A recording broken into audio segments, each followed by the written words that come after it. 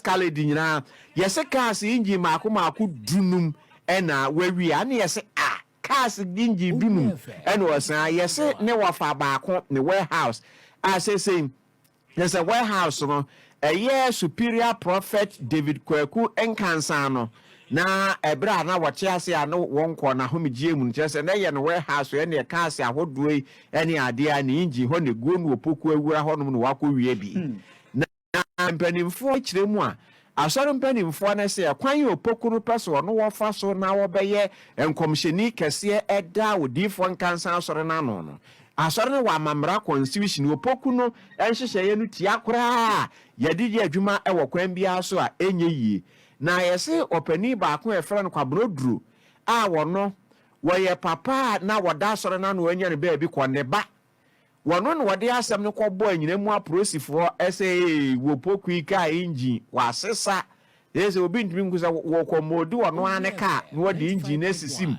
sɛ so sɛ nka wo twe akogu brɛ mu ana sɛ so wo twe akɔtɔn obi ntimi nhunu enje sɛ ebra wo komhyɛni pani ne kɔ na homigye mu no wopani a wo hwɛ kyire a yɛfrɛ no acting national leader ɛde mu odifo nkansa asɔre ɛyɛ Prophet Stephen Frimpong eno wade ato apolisifu anim se papa polisie asore no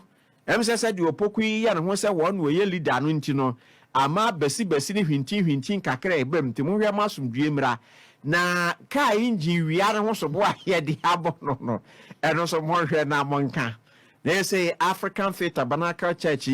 just say kamia koye se 1919 ene eti asore no Prophet Kwame Nkansa ene eti ya the headquarters no ewa nyina mu engineer bo odifu nkansa de a na ye nyina mu a na asem ya abayi a sese yeso obi akowia engine won sem na me ye candifo ma asore ne ade no ena Kwame Nkansa kyerɛkyerɛ mu sei emra odifu David call ne krachi no na asore fo no ye be se menhwe asafo no so koji se mesie odifu no ma bibia na fe asore no so ye ho de be ye no ye no na brantie bi a efrem opuku odifo no wofase ane ne nana abrewa sori gina se sori ni yebusu asori enunti omo nti ase sa sori fo no ebefa ewo mreko a odifo pelinu a James Kwame Nkansa no oyewe ma odifo David se onhwe asori no so wanfa nche no wanka se ye okaje se ye asori oje asase no de asori ni school entiano na African Faith for na aye so approach so ne manyina FM 95.1 entiaso no ene abusuana atwa kodu Supreme Court ya dibia akwada ne nana so de kukuru ne ho ono anadu no mienu akoka akonwa kesi asi so akota se ya busua asori ntino akota difa konwa no so omre ko asori fo ne abusua no kura no bebre impresso ya friend opoku vie don kokwadu no ode ebi obenja enti opoku na akota ase oye odifo ni wu ye na de me action no opoku ni ni aketwa on so friend junior ono so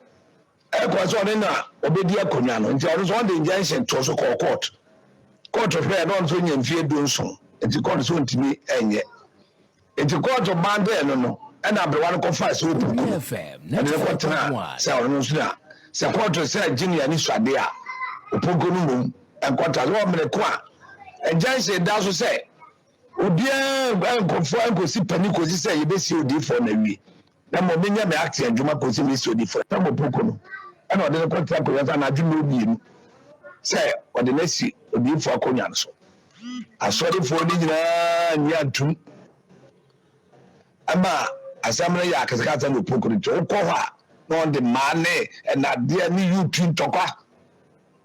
enti asamre ya koma court aoka ebe na nani no wana minyane ntie se ye wo engine room a ye die na de go de papa ne bone edan kese mieduma a engine kwa ne dia boss no ne ade de agum wo ho opoku no oni engineer na ko buda na ni FM 95 akoyi ne me wo munyina akoton omo ade safo afoforo atoto to dan nya to mo bi e ma ho ampa me nya nka no